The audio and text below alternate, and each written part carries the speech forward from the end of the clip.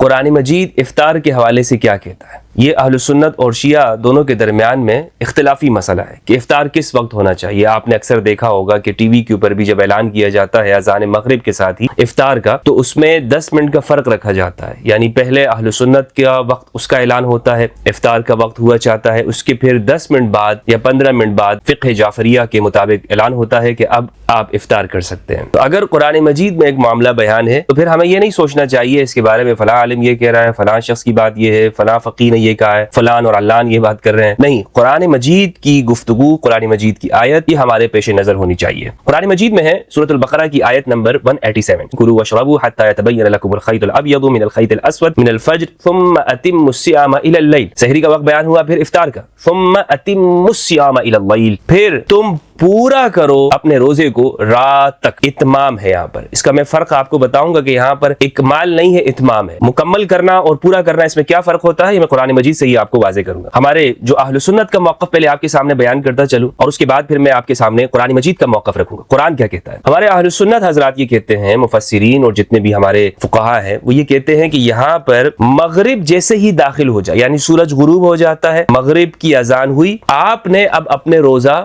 پورا کر آپ کا ہو گیا، اب آپ نے افطار کر لینا ہے۔ کیا یہ بات درست ہے کہ ہم نے سورج کے غروب ہونے کے ساتھ ہی، یا جیسے ہمارے ہاں عام طور پر معاشرے میں ہوتا ہے، اذان ہوئی اور سب لوگ دسترخوان پہ بیٹھے ہوئے ہیں، جیسے ہی اذان سنتے ہیں اور ہمارے ہاں فوراً ہاتھ کھجوروں کی جانب بڑھتے ہیں یا پکوڑوں اور سموسوں کی جانب؟ میرے اہل سنت بھائیو، اس پہ غور کیجئے گا۔ ہم سب کو یہ حکم ہے کہ ہم قرآن مجید میں غور و فکر کریں۔ افلا يتدبرون القرآن ام على قلوب اقفالها، یہ قرآن پہ غور و فکر کیوں نہیں کرتے؟ کیا ان کے دلوں پر تالے لگے ہوئے ہیں؟ یہاں پر فرمایا ثم اتموا الصيام الى الليل، پھر تم پورا کرو روزے کو رات تک۔ یہاں دو الفاظ ہیں، اتمام اور اللیل۔ اتمام کہا ہے، اکمال نہیں کہا۔ قرآن میں اللیل کا لفظ ہے، المغرب نہیں ہے، حالانکہ قرآن مجید میں اوقات کے لیے غروب کے الفاظ استعمال ہیں، لیکن یہاں اللہ سبحانہ و تعالیٰ نے اللیل ذکر کیا ہے۔ کیا وجہ ہے کہ قرآن نے المغرب ذکر نہیں کیا، اللیل ذکر کیا ہے؟ اب یہاں پر سمجھنا یہ ہے کہ اللیل قرآنی ڈیفینیشن میں کیا ہے۔ سورہ یاسین سورت نمبر 36 آیت نمبر 37 ہے، فرمایا وَآیَةٌ لَهُمُ اللَّيْلُ نَسْلَخُ مِنْهُ النَّهَارَ فَإِذَا هُمْ مُظْلِمُونَ، اور ان کے لیے نشانی ہے رات۔ اللہ اکبر، لیل ان کے لیے نشانی ہے۔